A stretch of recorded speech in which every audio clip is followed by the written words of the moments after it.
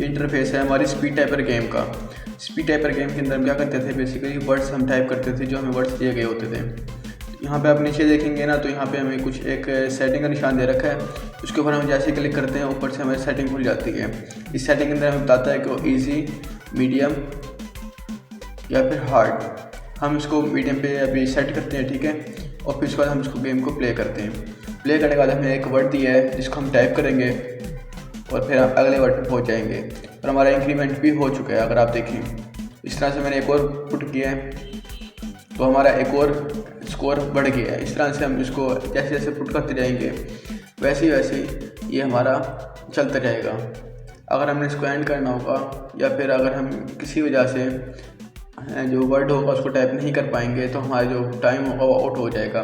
Time out होने की वजह से हम यहाँ पे हार जाएंगे, या फिर जो हमारे स्कोर होंगे वो हमें दिखा देंगे, फाइनल स्कोर इतने होंगे। जिस तरह मैं दिखाता हूँ आपको, हम थोड़ा वेट करते हैं।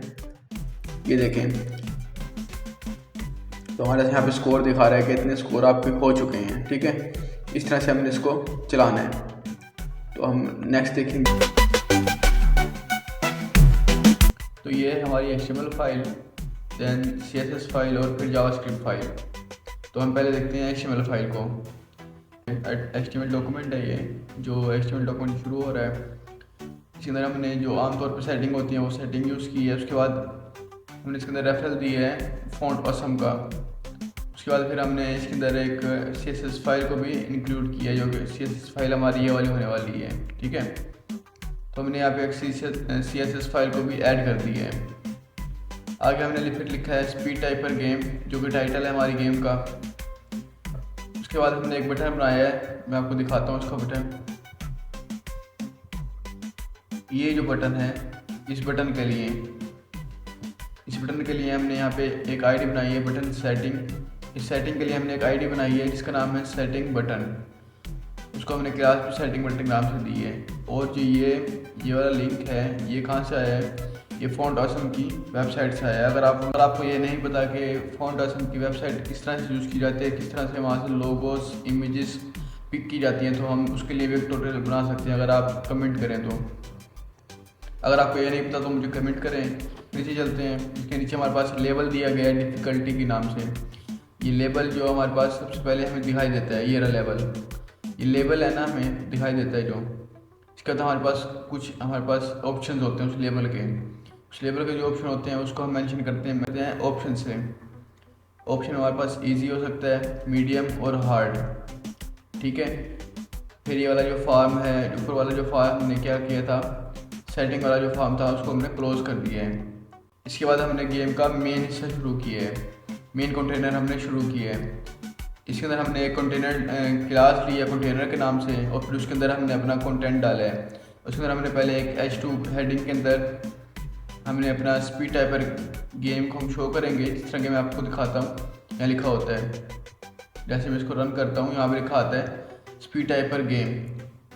तो हमने ये H2 हेडिंग के अंदर लिया हुआ है। उसके बाद फिर समाल के अंदर हमारे पास लिखा होगा टाइप दी फॉलोइंग,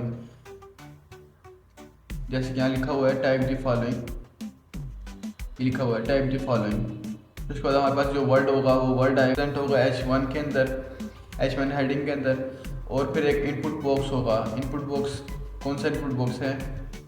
ये वाला इनपुट बॉक्स है, जिसके अंदर हम अपने अल्फ़ाबेट्स लेंगे यूज़र से, जो गेम खेलने वाला होगा वो अपने यूज़र उसके अंदर पुट करेगा अपने लेटर्स या फिर अल्फ़ाबेट्स।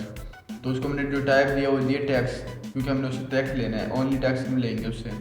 उसके अंदर हम कोई नंबर या फिर कोई भी सैम्पल नहीं आएगा, ठीक है। और हमने ऑटो कंप्लीट उसको ऑफ कर दिया है।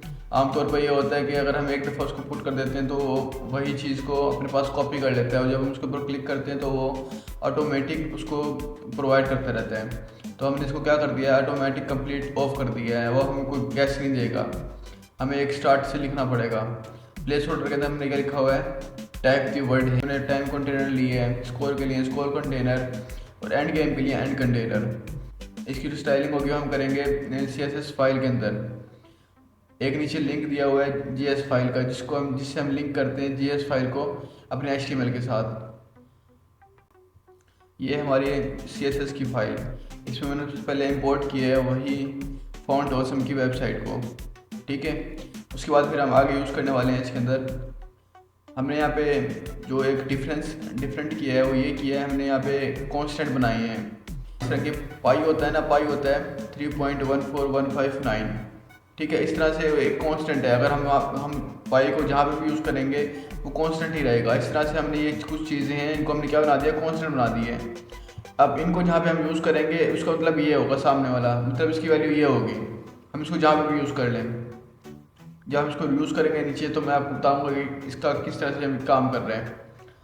ये बेसिकली वहाँ यूज़ होता है जहाँ पे हम जो प्रोजेक्ट होते हैं वो बड़े होते हैं, जहाँ पे चीज़ों को याद करना मुश्किल हो जाता है, तो वहाँ पे ये चीज़ें यूज़ की जाती हैं ताकि चीज़ों को सेम वे में चला सकें, मुश्किल ना हो चलाने में। पहले प्राइमरी कलर, सेकेंडरी कलर, इसी तरह से फिर यहाँ पे टेक्स्ट कलर और फिर बॉर्डर रेडियस ETC। ये हम 6 चीज़ें हमने यहाँ पे कांस्टेंट बना दी हैं। अब पूरे उसके लिए हमने इसको किया बॉक्स साइजिंग, और बॉर्डर जो होगा वो बॉक्स होगा, ठीक है। उसके बाद हमने आगे देखते हैं, वो कहता है बॉडी। फिर बॉडी के अंदर हमने उसका कलर बताया है। अब प्राइमरी कलर हमने जो यहाँ पे कांस्टेंट बनाया था, हमने इसी कांस्टेंट को यहाँ पे नीचे यूज़ किया है। उसके बाद फिर इमेज, यहाँ पे हम अपनी मर्जी से URL डाल के हम इमेज भी लगा सकते हैं। उसके बाद फिर फाउंट फैमिली, फिर डिस्प्ले फ्लैक्स होगा, फिर डायरेक्शन कॉलम होगी, अलाइन जो एटम होंगे वो सेंटर होगा, जस्टिफाई कंटेंट वो भी सेंटर हो रहेगा, जो मीन हाइट होगी वो इतनी होगी, ओवरफ्लो जो होगा वो हिडन होगा, कोई ओवरफ्लो नहीं होगा, मार्जिन 0% होगा। इस तरह से नीचे चलते हैं। तो जो अब अगर हम बटन के ऊपर देखें, जैसे ही हम बटन के ऊपर जाएंगे तो हमारा जो कर्सर है वो पॉइंटर में तब्दील हो जाएगा। फाउंट का जो साइज़ है वो थोड़ा सा इंक्रीज़ हो जाएगा, फाउंट फैमिली। फिर उसके बाद इसी तरह से पैडिंग, बॉर्डर। फिर अगर हम उसके ऊपर क्लिक करते हैं, क्लिक करने के लिए हम उसके ऊपर जाते हैं, जैसे क्लिक करते हैं, क्लिक करने के बाद जो होगा कलर चेंज हो जाएगा, टेक्स्ट कलर हो जाएगा, उसका जो कलर होगा उसका टेक्स्ट कलर में तब्दील हो जाएगा, ठीक है। उसके बाद फिर नीचे चलते हैं और ये सेटिंग वाला पोर्शन आ गया, जो सेटिंग का हमने बटन यूज़ किया है उसका पोर्शन आ गया, ठीक है। मेन क्लास कंटेनर के देखते हैं। फिर इसके अंदर हमने कुछ एट्रीब्यूट वगैरह यूज़ किए हैं इसके सारे। फिर हेडिंग के बारे में बताया है, ये इनपुट जिसके अंदर हम टेक्स्ट लेंगे। फिर स्कोर कंटेनर, टाइम कंटेनर और फिर एंड कंटेनर। हम चलते हैं JS फाइल की तरफ, हम देखते हैं इसकी JS फाइल। अब JS फाइल के अंदर हमने पहले हमने यहाँ पे कांस्टेंट बनाए हैं, वर्ड को लिया है हमने, इसमें हम गेट एलिमेंट करेंगे वर्ड की, गेट एलिमेंट बाय ID के ज़रिए हमने क्या करना है, एलिमेंट को गेट करना है। कौन सा ID होगी, कौन सी ID होगी, वो ID होगी वर्ड।